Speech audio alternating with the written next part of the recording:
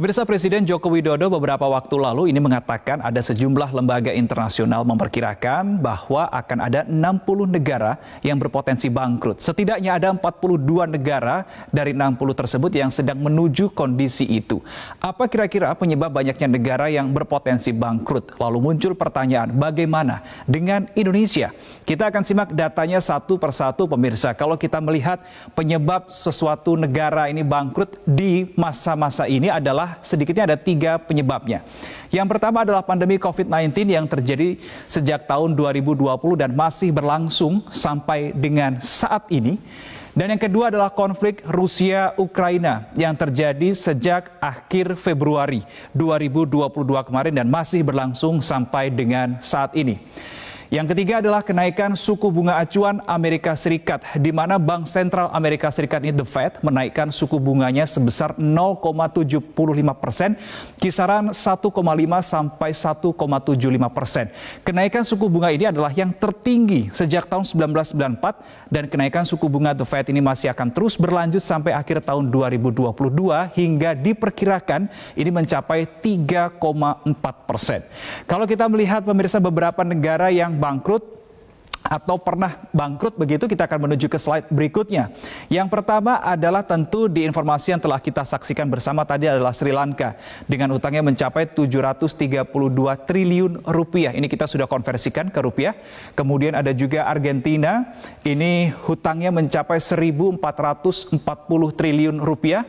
Zimbabwe 64,8 triliun rupiah dan Ekuador sebanyak 144 triliun rupiah. Ini adalah sejumlah negara yang bangkrut karena terlilit utang. Dampaknya apa, pemirsa? Kalau ada sebuah negara yang bangkrut begitu, kita akan menuju ke informasi atau ke slide berikutnya untuk melihat beberapa dampak yang terjadi begitu. Setidaknya kami catat ada 9 dampaknya.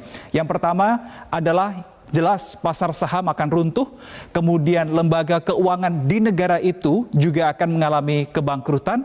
Yang berikutnya adalah hilangnya jaminan negara terhadap warga. Ini banyak sistem negara yang akan banyak digunakan warga tidak berjalan, seperti halnya pasokan listrik, subsidi, dan stok makanan. Ini kita lihat tadi terjadi di Sri Lanka. Bangkrutnya negara Sri Lanka, tidak mampunya membayar hutang, kemudian ini berdampak kepada masyarakat. Kemudian dampak berikutnya adalah pelaku usaha lokal ini akan tutup dan ini akan bisa meningkatkan jumlah pengangguran dan sekaligus di waktu yang bersamaan akan mengerek angka kemiskinan negara tersebut. Berikutnya, sulit ekspor sehingga devisa negara ini juga akan mengalami penurunan. Kita akan menuju ke slide berikutnya masih terkait dengan dampak kalau ada suatu negara yang bangkrut. Yang pertama adalah korupsi massal, kemudian kemunculan diktator yang biasanya ini muncul dari kalangan orang kaya. Berikutnya adalah kebutuhan warga tidak terpenuhi, karena sekali lagi ketika warganya atau suatu negara tidak bisa memenuhi kebutuhan para warganya, kemudian ekonomi semakin tergerus begitu, angka kemiskinan dan pengangguran juga semakin naik, maka warga juga tidak bisa memenuhi kebutuhannya. Berikutnya adalah korupsi, pemirsa. Ternyata korupsi ini tidak hanya menjadi penyebab terjadinya negara bangkrut, tetapi ini juga sebagai dampaknya. Jadi menjadi penyebab iya, menjadi dampaknya juga iya. Karena apa? Lembaga negara yang seharusnya membantu negara yang terpuruk ini justru berpotensi besar untuk melakukan korupsi akibat krisis yang terjadi. Tadi kita sudah lihat, pemirsa, beberapa negara yang bangkrut karena utang. Nah, muncul pertanyaan, bagaimana dengan Indonesia? Ini saatnya kita mengintrospeksi diri, kita melihat ke dalam. Setelah kita melihat keluar, kita menuju ke slide berikutnya. Jumlah utang Indonesia ini kami catat dari tahun 2021 sampai dengan tahun 2022, periodenya sama dari bulan Maret 2021 sampai dengan bulan Maret 2022 kemarin. Ini adalah laporan per bulan Mei 2022 kemarin. Kita akan full screen untuk melihat di situ ada dinamika, pemirsa. Pada bulan Maret sampai dengan Juli 2021 seperti konstan begitu angkanya, kemudian melonjak di bulan Agustus September, kemudian mulai turun di bulan Oktober 2021 sampai dengan Januari 2022, naik lagi di bulan Februari 2022, dan terakhir turun di angka 411.517 juta US dollar utang Indonesia. Ini bisa dikatakan dari berbagai sektor, bukan hanya utang pemerintah kalau kita berbicara utang Indonesia, tetapi juga dari utang swasta. Nah, jumlah ini pemirsa, angka 411.517 juta US dollar ini turun 4,2 miliar dolar Amerika dibandingkan kuartal sebelumnya. Jika dibandingkan juga dengan akhir Maret 2021, pemirsa, utang Indonesia ini juga turun 1,1%. Penurunan utang ini terjadi seiring beberapa seri surat berharga negara sudah jatuh tempo, baik domestik maupun falas. Ada pula pelunasan neto atau pinjaman yang jatuh tempo selama periode Januari sampai dengan Maret 2022, yang sebagian besar ini adalah pinjaman bilateral. Selain itu pemirsa, penurunan utang luar negeri Indonesia atau ULN terjadi pada utang pemerintah, bank sentral maupun swasta. Bank Indonesia juga mencatat struktur ULN atau utang luar negeri Indonesia ini masih sehat dalam kondisi terkendali. Hal ini terlihat dari rasio ULN Indonesia terhadap PDB di kisaran 33,7%.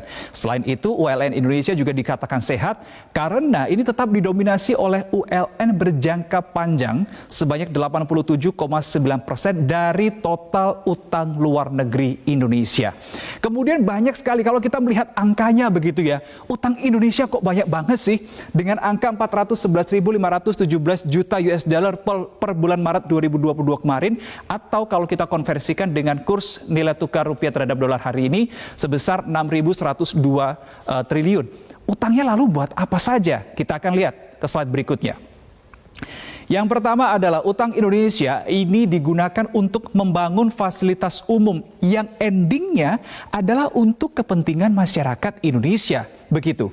Kemudian yang kedua adalah untuk bantuan sosial dan juga untuk subsidi. Kita tahu pandemi COVID-19 menggerus ekonomi hampir semua negara, termasuk negara-negara maju, sekalipun itu adalah Amerika Serikat. Untuk itu pemirsa, supaya pemerintah Indonesia ini juga tetap ingin masyarakatnya aman begitu keadaan ekonominya, mereka harus terpaksa menaikkan jumlah rasio utangnya untuk memberikan bantuan sosial kepada masyarakat. Kemudian ada juga memberikan subsidi.